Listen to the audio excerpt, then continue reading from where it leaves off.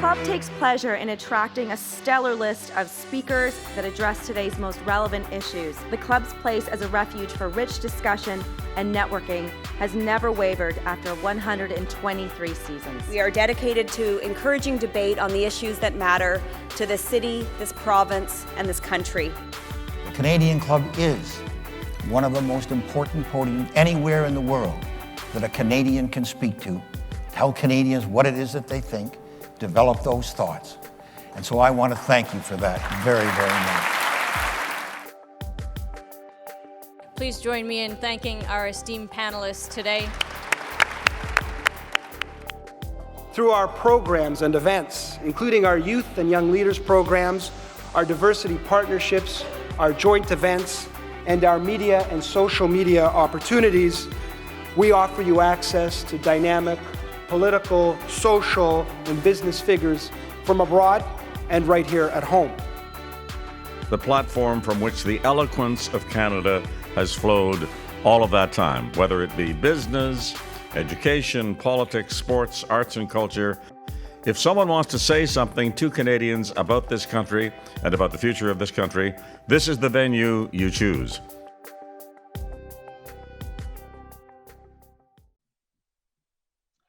Hello and thank you for joining us. My name is Joseph Lowe, partner at PwC and president-elect Canadian Club Toronto for our upcoming 21-22 season.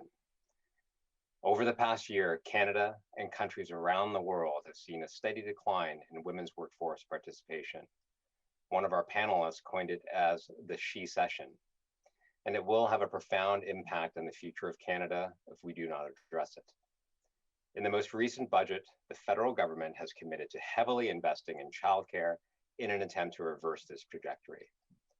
Today, our panel of experts will discuss the benefits, challenges, and opportunities of a Canada-wide childcare system, early childhood education, and how we might make it all happen.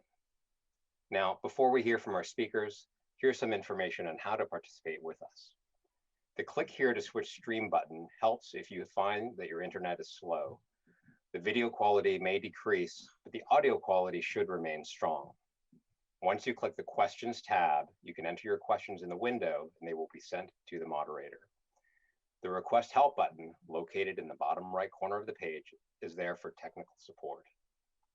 Now to introduce today's panelists. Dr. Emis Akbari is a professor and program coordinator with the School of Early Childhood at George Brown College. Dr. Kate Bezanson is the Associate Dean of Social Sciences and Associate Professor of Sociology at Brock University. Jean-François Perrault is Senior Vice President and Chief Economist for Scotiabank. Armine Yalnizyan is the Atkinson Foundation Fellow on the Future of Work. Today's conversation will be moderated by Michelle Eaton, Vice President of Public Affairs for the Ontario Chamber of Commerce. To start today's conversation, Medhat Madi, President and CEO of the YMCA of Greater Toronto, will offer opening remarks. Now, one of the club's traditions that has not changed, even in this virtual world, is a toast we make to our country. So if you have a drink nearby, please join me in a toast to Canada.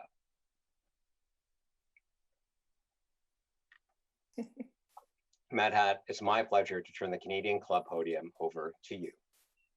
Thank you, Joseph, and thank you everyone for joining us today. I'm Medhat Madi, CEO of the YMCA of Greater Toronto and President of YMCA Ontario. We are so thrilled to host this important conversation together with the Canadian Club.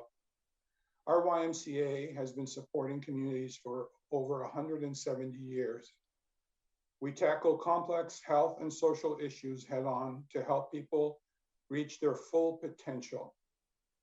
And this starts from the very beginning with childcare and early childhood education programs. As the largest provider of high quality, not-for-profit childcare in Canada, our youngest YMCA program participants spend their days with experienced and professional educators while parents have the reassurance that their children are in a caring, enriching, and safe environment. Throughout the pandemic, childcare has been deemed an essential service. one that has supported families across Ontario and a host of essential frontline workers.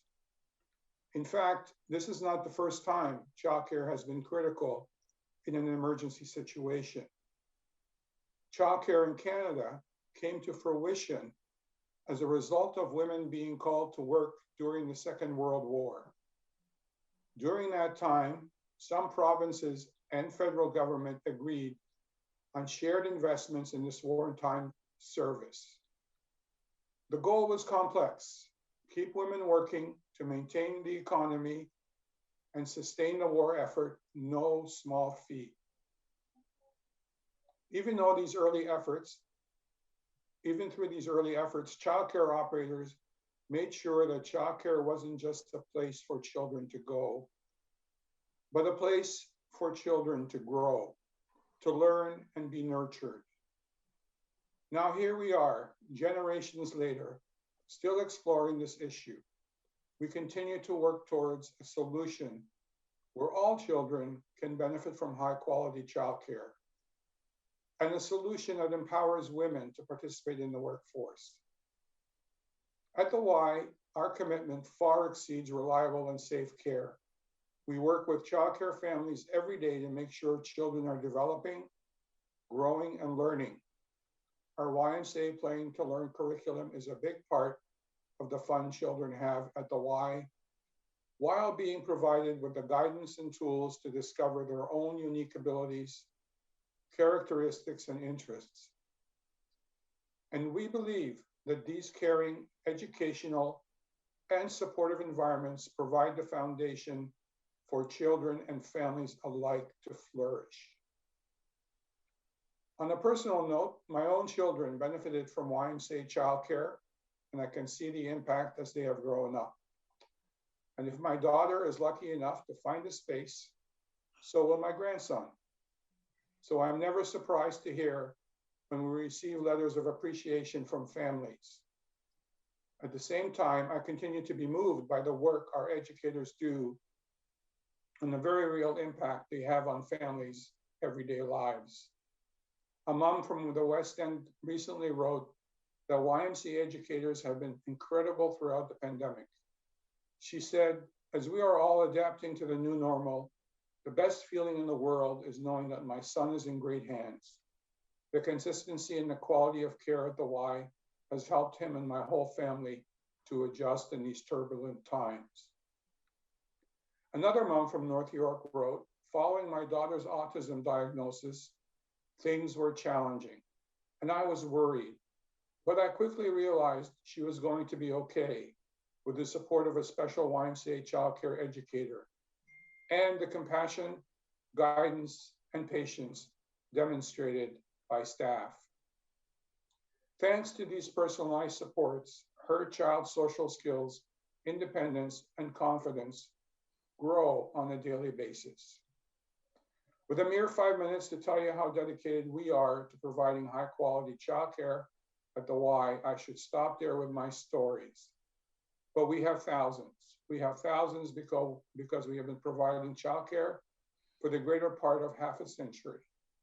We have over 32,500 licensed spaces, but we also have wait lists, and we need more qualified educators and more open spaces to be able to give parents a real choice about whether or not they want to choose a high quality licensed childcare environment for their children. It's not just about a place for their children to go when their parents or guardians are at work, but an environment in which to grow and flourish. We know how many families face barriers to accessing childcare. And I hope with today's conversation, we can start to look towards collaborative, impactful action and solutions that support families in the times we face today and tomorrow. We believe that we can work together to make sure children, families, and the economy benefit from a Canada-wide childcare system. And now I'm really looking forward to hearing from our experts. Thank you for listening to me. Thank you so much for your opening remarks, Medhat, and for everything that you do, that the YMCA does, your staff to support healthy and prosperous communities across Canada. It's greatly appreciated. I'm so looking forward to today's discussion. As mentioned earlier by Joseph, in Budget 2021, the federal government has proposed using the window of opportunity of the pandemic to create a national childcare system, which will rely on provincial partnerships and cost Ottawa approximately $30 billion in new spending over the next 5 years. The goal of the program, expected to cost more than about $8 billion once it's established per year, is to lower that cost for Canadians paying for childcare on average about $10 per year by 2026. That's the goal. Now, every family is different in childcare needs, as noted by MedHat. Their needs are diverse and they vary greatly. So I'm very much looking forward to this discussion. Will a federally funded universal system be able to meet the diverse needs and choices of Canadian families? What about accessibility, quality, and cost? This is an interesting public policy area to discuss. This is an economic issue, but it's also a social one. There are short-term considerations and longer-term ones. And for many, it's an emotional issue. It's been contentious and highly politicized. That's why I like the name of today's discussion so much, Childcare in Canada. Can the economy, children and families, can everyone benefit? Today, we're going to be diving deep in this public policy issue. Why has it been so difficult? What's different this time? How has the pandemic put a spotlight on it? And what could a system look like that benefits all? This is certainly an area of interest for the Ontario Chamber of Commerce. My colleague, Claudia Desante, penned a report earlier this year in September looking at the pandemic's impacts on women. And the topic of childcare was certainly front and center on that report. So don't be shy, put your questions in chat, but we're so excited to have this incredible panel of experts, and we're gonna dive right in. So to kick things off, I'm gonna start with this question. We've been here before with the promise of big investments in childcare and a Canada-wide system. So why has this been so difficult to achieve? I'm looking at you, Emis, to kick things off. What's different this time, and how did the pandemic change things? Well, let's start with, we've been down this road before. Early learning in childcare is under provincial and territorial jurisdiction.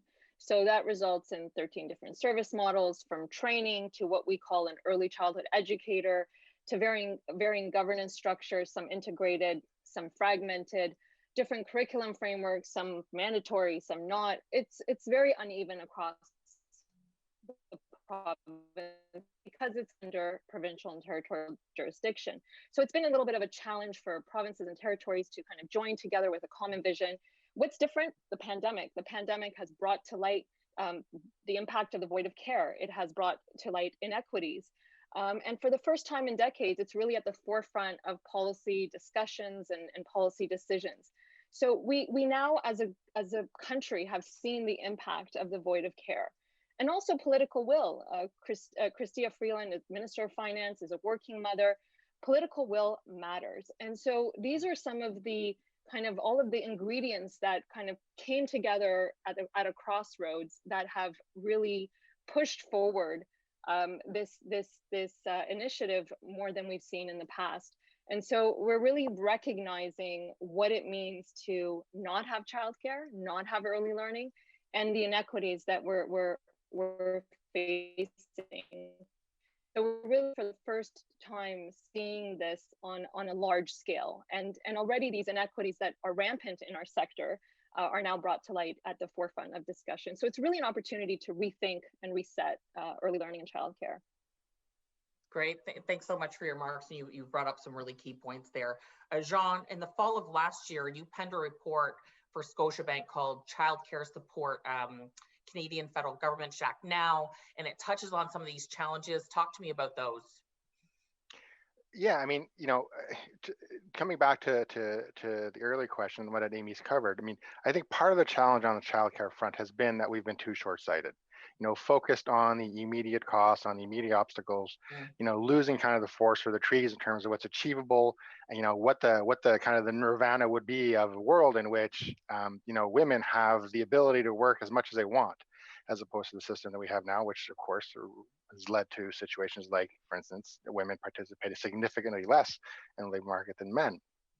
So, we're looking at the pandemic from very much from that perspective. Like, this is a game changer in our understanding of the impact of inequalities on, or perhaps not a game changer in terms of understanding, but certainly a shed light on how dramatic inequalities are and how they can affect economic outcomes. But also, very importantly, I think it's changing our understanding or the commonly held view of the role of government in our system. That governments clearly in Canada and around the world over the last year have been very active in supporting their populations, and there's, I think, a bit of a change in how we perceive the role of government. So you put all that together, and we're very heartened by the fact that the government is moving forward and seems to be a pretty solid plan on childcare. The challenge as we see it, and as we laid it out in the notes that we produced last year, is it is difficult to get provincial agreement on these things. When we strive for the best, like, we're running into roadblocks left, right, and center. And there are folks on the panel that are much better positioned to discuss that. But so our approach is simply one in which, the government has tools at its disposal now. Transfers, tax credits, matching grants, a range of things that could be deployed immediately to provide some degree of support to households, to women, to reduce the cost of daycare, so that we don't have to wait until we end up in this awesome world of the future where hopefully we get to this national system that is a version of Quebec or something. So our perspective is very much grounded in that there is this fantastic this fantastic kind of objective. We're just being realistic about how difficult it might be to go to this nirvana, and think we need to think about intermediate steps to try and just kick things into higher gear and provide some relief now, as opposed to whenever we get everybody on board. Absolutely. And it's definitely, I during the pandemic, the economic childcare is really, come out as an economic issue, and it's because of the impacts of the pandemic were so direct and immediate for women in Ontario, and that's a combination of the temporary business shutdowns ended up impacting a lot of fields that were employed by women, but then the restrictions on childcare or closures ended up bringing those responsibilities back in the household. So I know that it was a big balancing act for a lot of my friends and colleagues during that time, very challenging. So a good opportunity for government to seize the moment. We've heard a lot about the good and the bad about Quebec's childcare system, and it was specifically mentioned in the budget as a type of model. And I want to, Kate, I'm going to come to you. Is this the right type of model for the rest of Canada?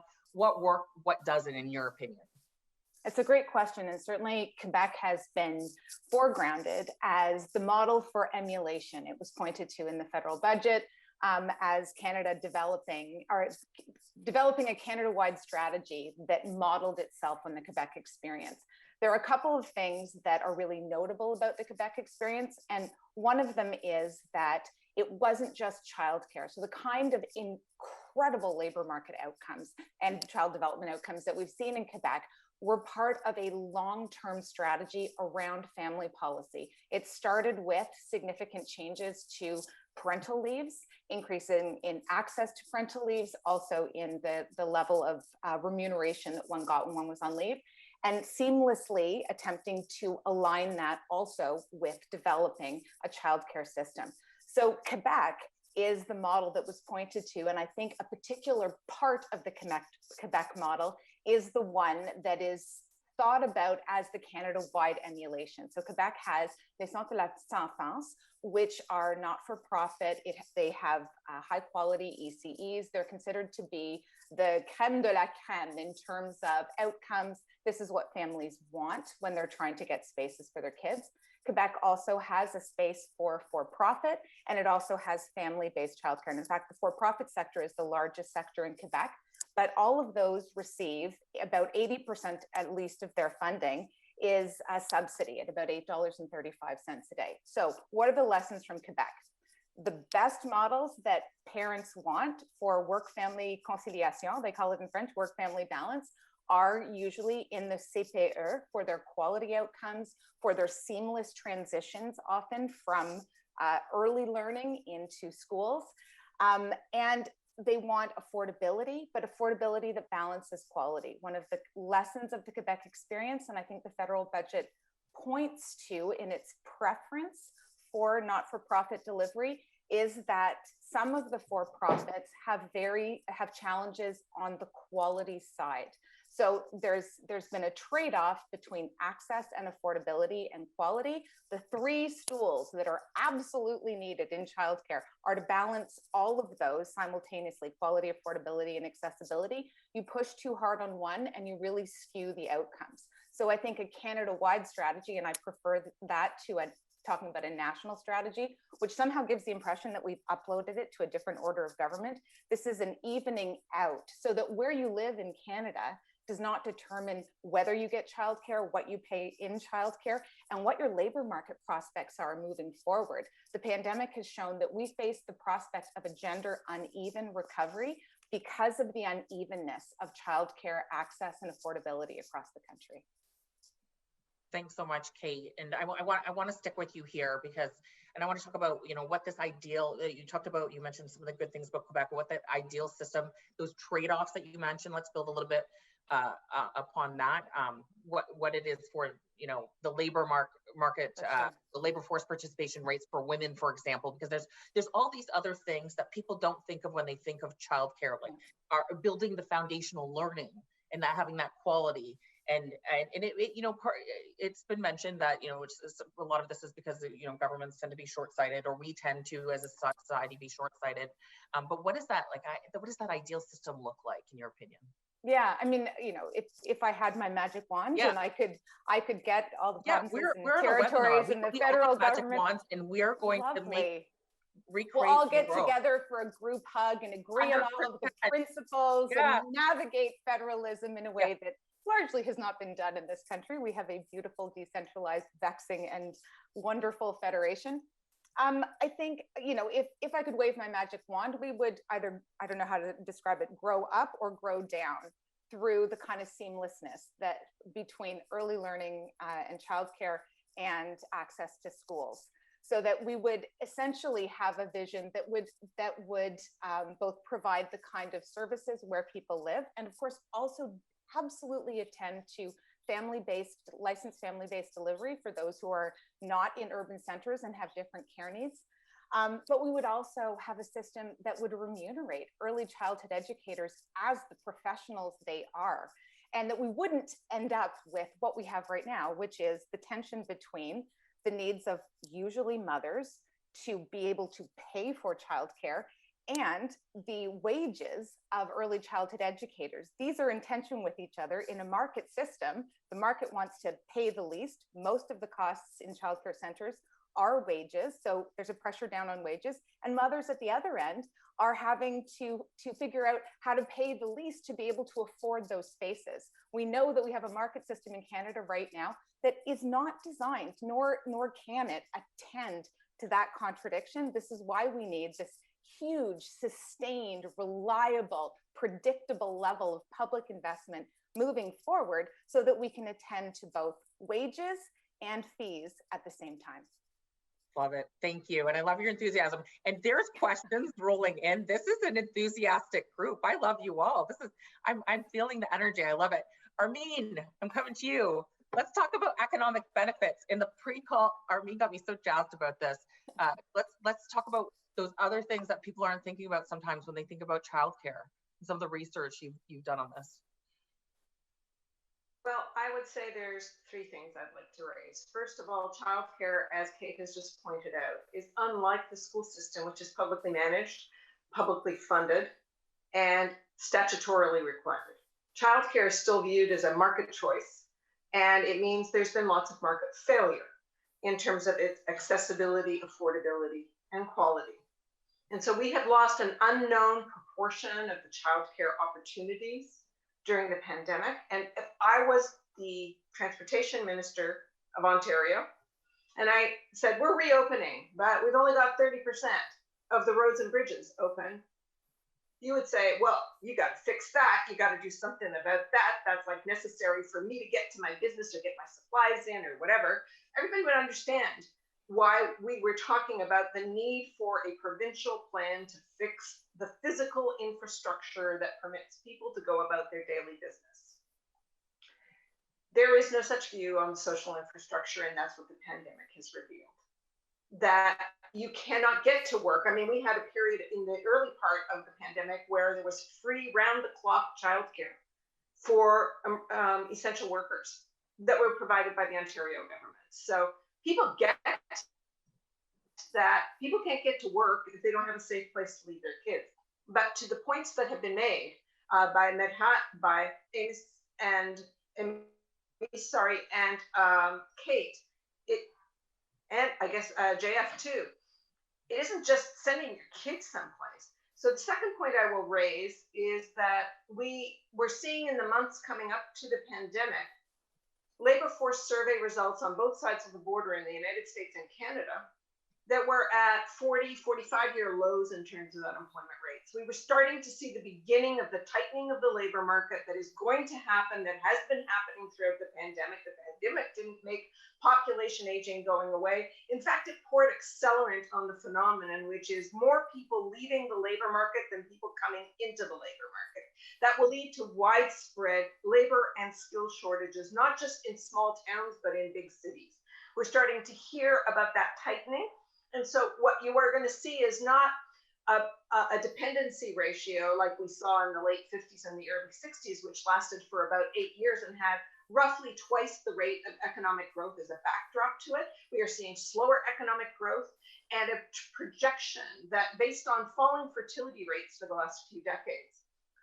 Going forward, we are looking at 25, 30 years of labor tightness, the only solution to which is more immigration.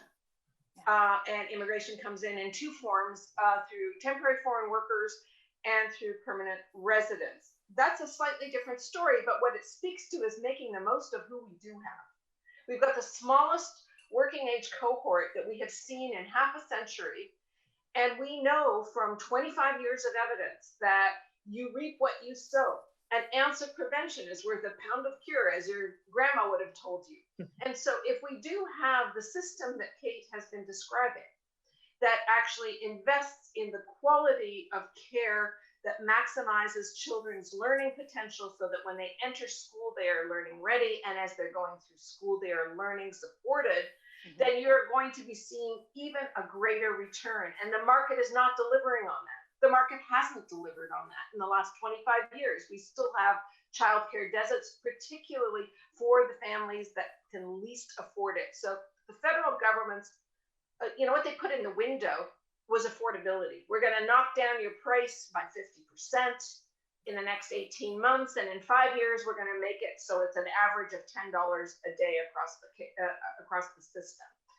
That affordability, the sticker prices, hugely important to families, but so is the idea that the quality of care is not just about mommy getting back to work, but getting ready for this extremely prolonged period, 25 to 30 years of huge pressures in the labor market to get the skills and the labor we need. So why don't we start with this moment that's being handed to us on a silver platter because of demographics and improve the opportunities available to all Canadian residents and actually get more people that have been systemically discriminated from good jobs into the mainstream. It's a remarkable moment. And we need to have childcare play its role to help people get ready for that. Thank you so much for your comments. And I like how I like using the example you used about roads and bridges, because everyone always makes that comment, the spin-off benefits, the economic benefits, labor force, all that thing. But we don't hear that a lot with social infrastructure. So I really appreciate your comments there, Armine. If I could just add one small point. Of course. I told this group to feel free to jump in because we want and debate and so. There has been a lot of pushback in the public press on dubbing childcare social infrastructure. What else are we going to call social infrastructure? Yeah. Early learning and childcare is one of those remarkably unique public provisions that literally pays for itself when done right. And the highest return on investment, and we've got data from Quebec, we've got data from actually a quarter century that shows when you invest it in high quality care for the people that are most marginalized and most vulnerable, that's where you get the biggest returns, not only to the individual, but to the social purse. And lower, if you can reduce high school dropouts, you're going to reduce the rates of incarceration, the reliance on unemployment insurance benefits, on healthcare, the whole 9 yards. And we've got evidence all over the place on this. So it's got a social return as well as an individual return. We should have done this 25 years ago. We didn't. This is the moment to do it. We do not have a moment to waste. And I'm sorry, JF, the solution isn't a market solution with more money in your pocket. It's actually delivering the care that we need. And the market isn't delivering on that, but we'll get back to that, I'm sure. Okay, perfect.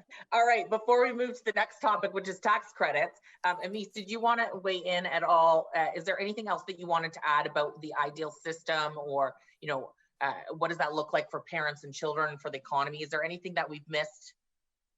Well, I mean, when we talked about Quebec also has delivery through their school boards. So their school boards actually make up for a big percentage of providers. Before and after school care, they've now introduced programs for 4-year-olds. And in fact, during the pandemic, they were able to add almost 1,000 pre-kindergarten classes, which roughly translates to about 14,000 children. And so they're really doing great work expanding their school to the younger years, and looking to a model for a pan-Canadian plan. I think this is a good model to look at. We've seen it across the country. And usually when we've seen it, it's because governments are trying to address vulnerable communities. They're trying to address deserts. And so they have used their school systems as platforms. So what is an ideal childcare system? For me, it is child-centered, and it is child-driven.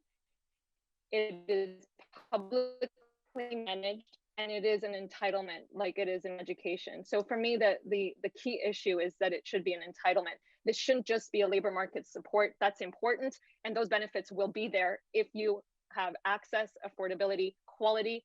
The labor market support will be there, but we must make sure that we're moving forward with a child-driven perspective. Thanks so much. Moving on to tax credits now. JF, I'm going to start with you. Are tax credits an effective lever in helping to create a pan-Canadian childcare system? Your report also touches on tax credits and how the Quebec model highlighted there's no one-size-kind-of-fits-all approach. So let's have you kick us off here. Yeah, so let's take a bit of a step back here. So the idea that, and as I think everybody is agreeing on this panel here, we are in a situation where the market has failed. There's no question, right? There's a market failure in the provision of childcare, and obviously on the ability of parents to pay for good quality childcare.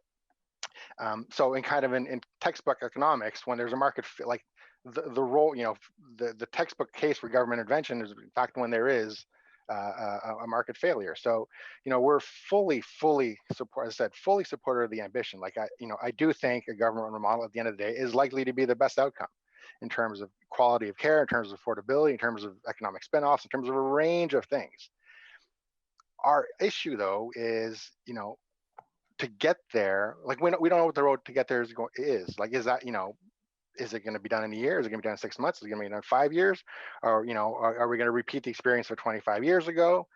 So in that frame of mind, thinking about, again, perfection not being the enemy of the good, we suggested the idea of coming forward with tax credits, with, temporary increases in Canada Child benefits, incentives to encourage home spaces, which I know there are quality, of course there are quality issues with that. But the idea is simply to provide some type of support, some type of progress in the childcare landscape until we have this kind of this steady state, optimal, hopefully optimal system in, I don't know, a year, 2, 3, 4, 5, 6, 10, whatever it is. And that's really where kind of this idea of kind of tax credits and like direct financial support to households come from. It's simply, can we do something in the short run to bridge the gap until we have a system that really works well for the country? Can I jump in, Michelle? Yeah, please do. I was coming to you next, actually. Yeah. And I really appreciate those comments, Jean-François, because of course, we know that there isn't a magic switch that we can flick right now and suddenly create a huge pool of trained early childhood educators. We can't flick a switch immediately and have suddenly retrofits in place. However, I don't think that the lack of a capacity to immediately provide for significant expansion leads to the conclusion that tax credits are a useful intermediary step. And this is for the following reason. The first I'd say, I'm a huge fan of the Canada Child Benefit. It is an excellent program. It's well designed. It's non-stigmatizing. It phases out at a very high level of income. It is an essential anti-poverty measure. It has had all kinds of salutary effects, and it puts money directly into families' pockets, and it arrives monthly so that they can predictably rely on it and make their spending plans. It is not childcare. We can use that lever for all kinds of supports to families that they deserve. And this is just speaking federally. Various subnational jurisdictions also have various care or tax credits.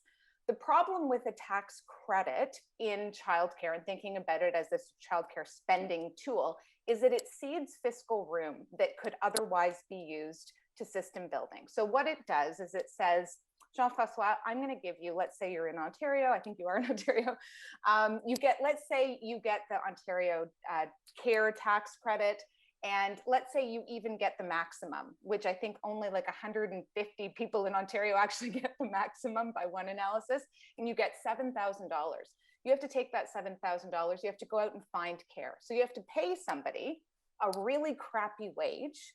So you are competing for the cheapest cost. You are stimulating a low wage female labor market. You are not creating a single space, and you're using up that fiscal room that could be much better purposed to the building out of a system, which is why I think the initial approach that Armine has well canvassed of saying directly, right now, we need to lower the fees. We have to fund the services. So we get a 50% fee reduction in the very short term, moving out to $10 a day is a very effective measure for families. We need to also put with that a huge ramping up of investments in the early childhood labor market, and also in retrofitting and expanding spaces. And many jurisdictions, including Ontario, are doing a schools first model, which is a good model, especially to keep the investments that we're going to make in built infrastructure. In some of that investment remains in the public asset ambit. So I think Cash for Care also gets used as an ideological and a political tool, as a way to disrupt public support and public solidarity for childcare. And so I struggle to put it on the menu in any substantial way. All right, Armine, did you want to jump in on this? Thanks, Kate. Did you want to close us up on this one? Yeah, I'm going to get at the big gun. I'm going to shoot this sucker dead. Everything that Kate just said, but in addition to which, we have doubled the Canada Child tax credit, the Canada Child benefit to $25 billion a year. That is over just that one program is over 3 times what we are talking about spending for childcare. And in 1 year approaches what people are losing their minds about, $30 billion over 5 years. That has doubled in the last 10 years, and it is 10 times the amount it was in 1985. Add to that a tax credit system which approaches $1 billion to $26 billion a year to do exactly what you're saying, JF, and it hasn't done a freaking thing to create, again, more money in your pocket doesn't create one new space. But actually reducing the cost of what we've got adds money in your pocket. It is the liberal version of the conservative, the best thing I can do for you is put money in your pocket. Because literally, if you're cutting costs by the budget item that is the second biggest bite out of a young family's income, the first biggest bite is housing.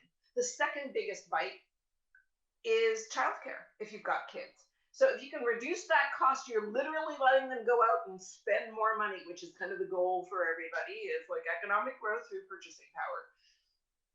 So that's the way to go in terms of affordability. But if you're not adding spaces, then I would just challenge how some people are thinking about the Quebec model.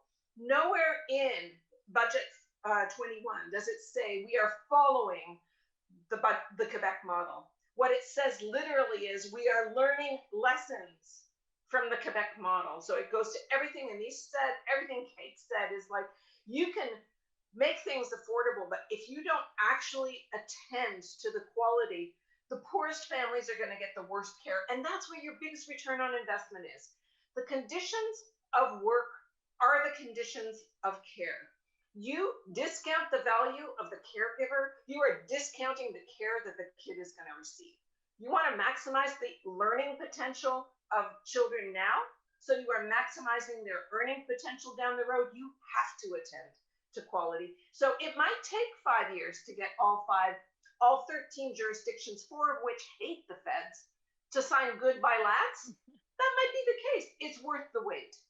We should not be squandering a single penny of the $30 billion over 5 years because it ain't that much money and we got to use it smartly. If I can just add to that, you know, we're talking about access. After you, we're going to move on. We're talking about access. You know, tax credits don't address inclusion. They don't address curriculum, and they don't address professional pay, professional development, training. They just address affordability. The pregnant woman who just gets pregnant is still going to have to get on that wait list right when she finds out she's pregnant, and she still won't get a space when she needs a space. So tax credits, as my colleagues have said, only address a sliver of the issue, and it's really not the biggest issue. Affordability will still be a challenge for the most vulnerable. It'll be the parents that are able to get on wait lists. It'll be the parents that are able to register on subsidy because they can read English, because they have internet access, because it still will not address especially the most vulnerable. Thank you so much. Michelle, can I just add one thing before we? Okay, just because I'm a bit of a pushover, but then after you, we're moving topics. I'll zip it afterwards. Go ahead, JL. So I agree with almost everything that's been said, right? So the idea is not, you know, we're thinking about it in the context of in the world where we're not creating the spaces that we need, and we're not going to for I don't know how many years, right? We'll see how that progresses. The idea is, given that supply constraint, can we do something to make childcare more affordable? Like I get, we're not doing anything about quality, we're not doing anything about spaces. I get all of that, but the question I have is, you know, from a household perspective, from, you know, an incentive to work, can we reduce, at least in the very short run, the costs associated with daycare, so long as, you know, we're dealt with this constraint that we just don't have enough spaces? So that's really where we're coming from on this. Okay. I mean, like, that's what the federal budget was about. The federal budget actually put that at the center of the window, is we're going to cut costs in half in 18 months, and then we're going to drop them to $10 a day in 5 years. Like, they're doing exactly what you said, except they're not doing it through tax credit. So you should be happy. Yeah. Listen, we're gonna move on to even a spicier topic because I'm pulling this from the crowd. So we're gonna shift gears a little bit, but I think this is gonna get people amped up. This is one of, and there's so many questions. I'm trying to move us along and keep addressing the questions coming from the crowd. So it's such great engagement here. Do we really believe that government institutions will do a better job of raising Canada's children than their parents? So we know what the research says, right, about the benefits, but then there's a lot of Canadians that they're skeptical of that government-funded system. Maybe they don't directly benefit from it. Maybe they don't have children. Maybe their children are grown up. Maybe it's the question for them of choice. They feel it distracts from their choice of their mother. So let's address that question, and I'm going to go to Armine to kick things off. We're going to have a couple people weigh in, but then we're going to move on quickly. We can't have everyone comment on this one. You know, I totally get this. I talk to people all the time that say, I don't have kids. I don't know what you're talking about. It's like, isn't mother's love? What is it for me, right? Yeah. Right? Yeah. 100%. Two answers. Nobody is arguing that mother's love is the best love for preschoolers. Nobody's arguing about that. What we're arguing about is that there's no bona fide choice for a replacement for that love.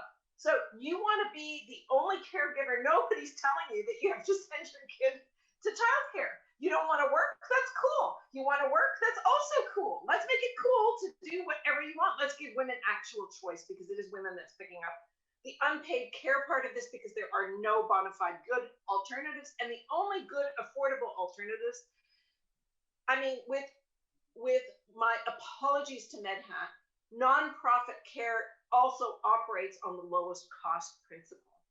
So there's tons of whys that are excellent. Like, you can find excellent nonprofit care or for-profit care where the quality of care is super, but it's the exception, not the rule, because every single model is based on how can I do this on the cheapest possible basis.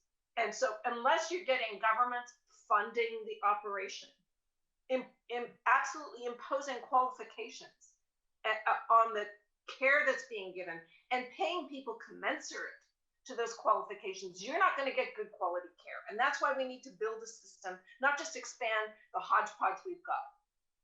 The second part of the, why is this, what's in it for me?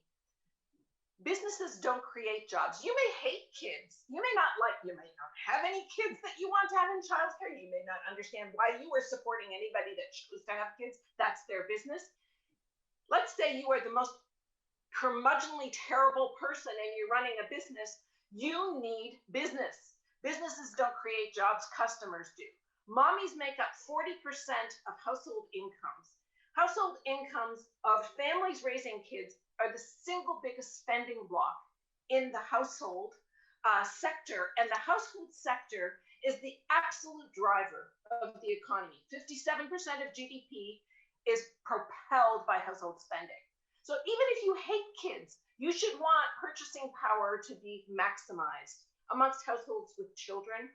And that's the way you're going to do it, is making sure that people have the maximum opportunity to choose what's right for them, doing paid work or doing unpaid work. They're working no matter what it is they're doing. And just the question is, how much purchasing power does that household have?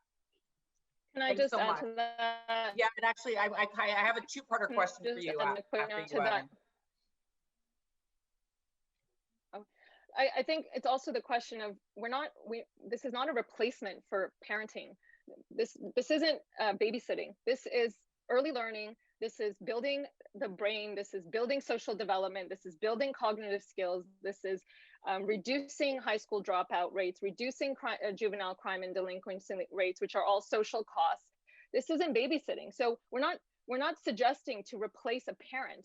This isn't a foster program of any kind. This is early learning that is an extension of education, that is building children to their optimal potential. And so I think the language also needs to change around it's not childcare, it's early learning.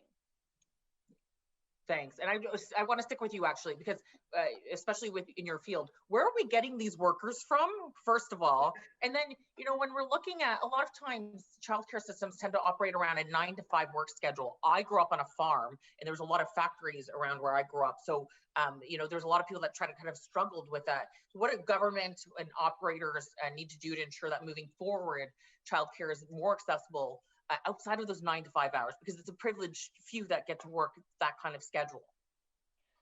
Michelle, that's a really important question. It's also a very complicated question.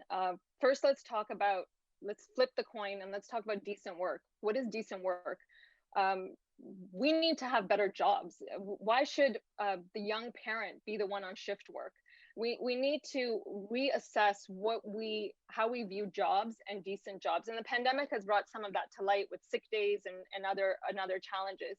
We're seeing an increase in precarious work, and much of that is women. Women account for larger proportions of these precarious jobs, which increases the need, of course, as you said, for unconventional childcare.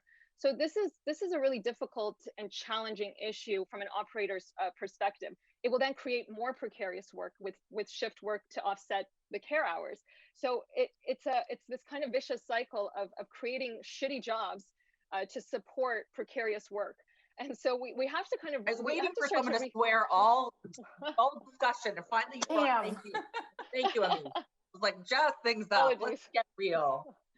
But this is a larger issue, right? This isn't just an early learning and childcare issue. This is us reassessing work. What does decent work look like? Can we change that dialogue? Why should young parents be the ones doing shift work? Why can't we change that dialogue, create better jobs so that we don't have to create more shitty jobs in order to offset the already crappy jobs that are out there? And yes, there are, fields that are very challenging. It's not just about precarious work such as farming. And so how do we navigate that from an operational standpoint? It's a challenge. It will create more precarious work. Thank you so much. Wondering if someone from the group, and maybe Kate, you want to jump in on this, how can we make sure that investments in childcare will be accessible and benefit lower income families? Well, I think we've canvassed some of the principles really well here. I think that we have to understand investments in building a Canada-wide system as building a public good.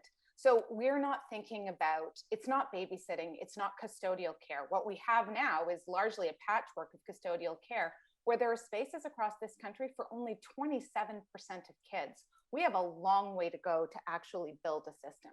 So we need to attend to public planning and public management as two key principles of that. Armine talked about childcare deserts. If you're a market provider, you want to set up shop where you are going to have guaranteed parents who are going to spend big bucks to get your returns on investment. If you are a parent, for example, with a child with special needs, you're lucky if you live in a province, and there are only 3 in Canada that require private providers to accommodate kids with special needs. You have additional costs. You're not going to access it. So what we need to do is attend to public planning. So we make sure that we have accessible services in the places where people live and where they need them, and that can attend to some of the schedules that are going to be required. And we also need public management, so public oversight beyond just the planning. We often talk about, well, let's have business create childcare, and it's a subject that comes up over and over and over again. And the reality is over 70% of Canadians work in employment for employers with fewer than 10 people. Just an objective scan of the labor market makes that a fairly ridiculous proposal. The other thing that I'd say that's really important for us to keep in the back of our minds, and it relates to your previous question, around this idea of flexibility. I really worry that the term flexibility keeps getting used in discourse around childcare, and it signals different things to different people. Flexibility, I think, in a lot of subnational or provincial discourse is about, well, if it can't do the off shifting or the non-9 to 5, then we should have cash for care. So if it can't be perfect, we shouldn't invest in it. And the reality is that we're talking about here, maybe 0 to 3 or 0 to 4-year-olds. We have all of these kids who are 4 to 12 who are in schools that run 9 to 3. And I'm not hearing the people who are really upset about flexibility raising that in the education system, where they're spending another many big, long chunks of their lives. So I think it's a little bit of a red herring in the childcare debate. And I'd like to see us get rid of that part of it and then talk about flexibility differently, which is paying attention to community planning in childcare and designing excellent childcare that responds to the distinct needs of people where they live and with the kind of profile of their community that makes the most sense, and coordinating transit to that community, coordinating relationships with other kinds of service provision, and so on. So that's sort of a long answer, but I think that the point is that we have to be attentive to inclusivity, flexibility, and shared principles of a kind of social solidarity around a public good, like we have in other sectors. 93% of Canadians have their kids in public schools. We know what that looks like. So we should use our imagination and put it to that purpose. Thanks so much, Kate. Now, I thought my last question, it's going to be a quick fire round with the entire group. So keep your answers quick. So given the changing nature of families and the place of women in the world, why does childcare remain particularly important for women's workforce participation? And or, because we have a bunch of questions in the chat too, if you just have final remarks or kind of advice for governments or public policy, it's going to be a dog's breakfast. But if you want to comment on that workforce participation, I think it's important for us to wrap up this conversation. So kicking it off with JF. Well, so the funny thing about policymaking is that there are very few clear linkages between things that you think are going to work and things that actually do work. Interest rates, for instance, we know when you lower interest rates, people borrow more. On childcare, we know that if you do something substantial in childcare, women will work more. And that's one of the, others have said this, but this is a low-hanging fruit, right? Like, this is something that we know kind of how to do, but we know that if we do it, they're almost immediate payoffs and long-term payoffs. Thanks, Jeff. Over to Emis. I'll just end with some main points that I want to share. I think we need to be transformative and directional. We have to invest streams that expand access and promote systemic change to build longer-term capacity in the sector. We have to focus on equity. We have to have extra emphasis directed at improving access to high-quality early learning and childcare to those in need. We have to focus on public expansion through municipalities. As Kate mentioned, city planning is so important through the use of school boards. Workforce development is a strong workforce strategy is so vital and important. Capital investment is important. These spaces have to come from somewhere, and quality improvement. These are some key issues that I think we need moving forward. Thanks, Emis. Armine, then Kate. Yeah, I think we're in the middle of a pivot. The world is shifting to a new economic paradigm. We've seen it with the G7's Cornwall consensus this week, which was like, it was a throwdown. It was like, bye-bye, Washington consensus. Your day is Totally. a whole new way of imagining what economies are for and what governments are for and who economies and governments are for. And so I think as we approach, as I mentioned, climate change is maybe the most existential threat to everybody. But demographics throughout the global north, that includes China, South Korea, Japan, the global north is going through a demographic revolution, and it is going to result in labor and skill shortages like we have never seen for the last half century. And we need to get ready. And childcare and early learning is the opportunity to give women a chance to take their place alongside men, to maximize their already established human capital, to participate in the world, the standard of living we want to maintain, if nothing else, let alone growth. Just hanging on to what we got. We need all hands on deck. But the great thing is, as Emis has been saying earlier, this isn't just babysitting. This is the idea that you could actually expand the potential for children and marginalized communities in a way that has not been economically possible through market forces alone before. We have an opportunity to create the world we want to live in. We're the 10th largest economy in the world. We can create any world we want. And this is an opportunity to put flesh on the bones of what it means to create more inclusive growth. Why shouldn't Canada be a leader in showing how we can make that happen? Thanks, Armine. And finally, Kate. It's so hard to follow all of you wonderful people. What everyone said, yes. Really, I've learned so much from you all. I'm aware of the time, so I'll just say this. Early learning and childcare is an economic recovery plan. It's pro-family. It's a pro-growth strategy. And importantly, I think we now finally understand it as a public good in its own right.